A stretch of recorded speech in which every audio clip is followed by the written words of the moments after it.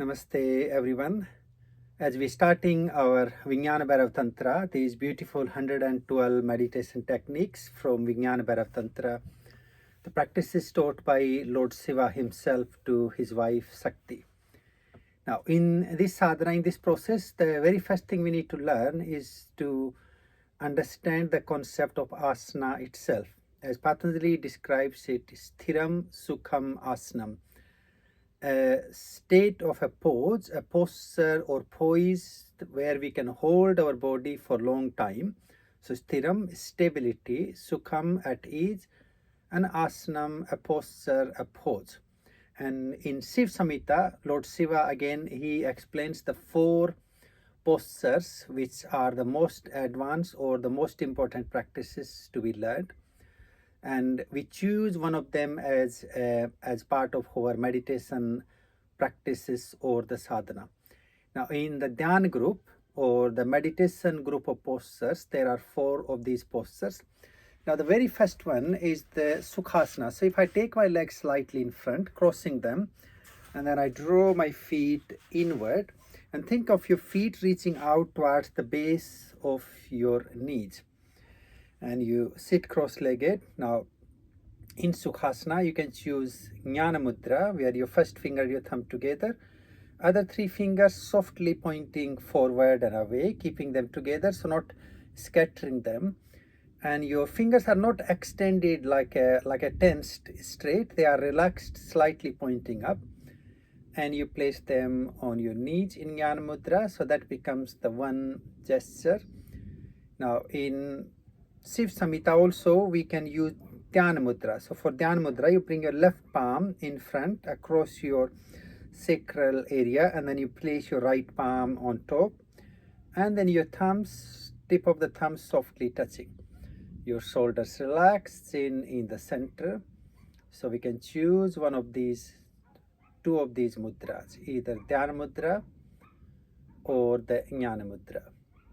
Now in some texts we also talk about Brahma Mudra, which is the more advanced variation of Dhyana Mudra, in which we interlock our fingers. Of course the fingers of the right hand, we keep them dominating, and then you place your sort of semi-closed fist on your left. So here the idea is you interlocking or intertwining the Panch Pranavayus and the Panch Mahabhutas, and that also becomes the another mudra for meditation. And we can use either of these mudras in these meditation practices. And so that's our Sukhasana, our easy pose. Now the second asana in this series is the Ardha Padmasana, the half lotus. Now if you keep your left foot underneath your right thigh, and then you take your right foot all the way on top of the left thigh, so that becomes the half lotus. Or we can practice the full lotus, where you also bring your left foot on top. Now this resembling the lotus, closing our apanic energy, and we can choose any of those mudras we learned already, either Jnana Mudra, Dhyana Mudra, or the Brahma Mudra. So we can choose this second pose. The third of these asanas we have is the Siddhasana. So for Siddhasana, if you wish to, you can bring your left heel against the perineum, press your heel against, so that's already doing your Mula Bandha, you're closing your Yoni Nadi, and then you bring your right foot on top of it, your knees pointing away, and again choosing one of the mudra, either Jnana Mudra, Dhyana Mudra, or Brahma Mudra. So we can choose any of those mudras. Now in Siddhasana, you got the 2 variations, your Sakta, your Surya dominant, so where your right foot is on top, and then you have the Sakti when your left foot is dominating, so you have your left heel on top and then right heel at the base. So this becomes third of the Dhyānāsanas. Then the 4th meditative posture described here is the Vajrasana or Bhadrasana. That's the heroic pose. So if I turn around and come and sit on top of the heels. Now classically we keep our heels together and your toes pointing away, untucked feet, and you sit on top of the heel. But this becomes quite an intense posture. So maybe you can open your heels like a V shape and sit in middle of your feet. And then choosing one of the Dhyana mudras.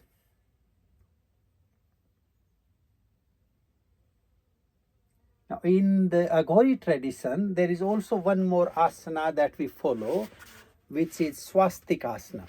So, for Swastikasana, we take our feet slightly away, and you sort of like your toes is pointing out now, so you can think you're making the swastika there.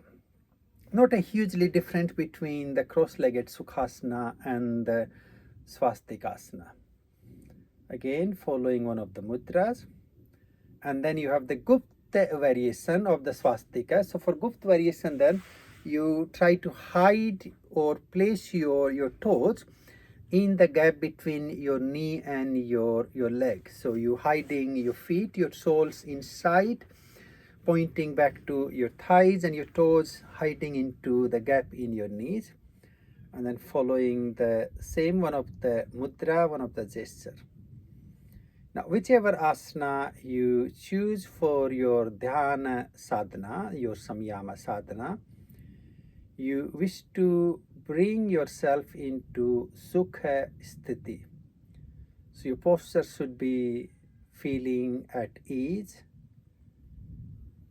and we like to hold that asana, that posture, still calm and stable as long as we're going to meditate.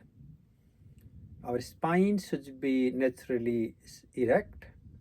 So naturally erect means you're not actually pulling your spine or creating a tension. There is a natural S shape of our back, so that should be there by you sitting upright. Your chest, shoulders wide open, and your head centering or resting in the center.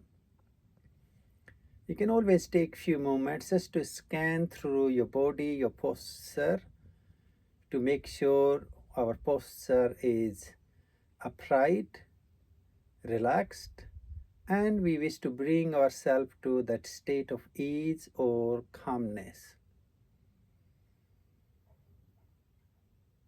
If you feel you need to also regulate your energy, your prana, you can follow few rounds of Sukha or Savitri pranayam as and when you need. Two of these pranayams are really beautiful breathing techniques to bring calmness to your mind, calm to your breath, calm to your energy. So in Sukha pranayam, we follow the equal rhythmic breath, taking equal time between your inhalation and exhalation.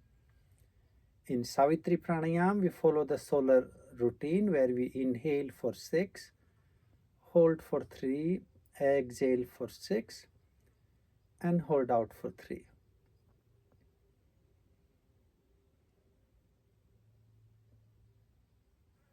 Thank you for tuning in. Looking forward for our sadhana. Namaste.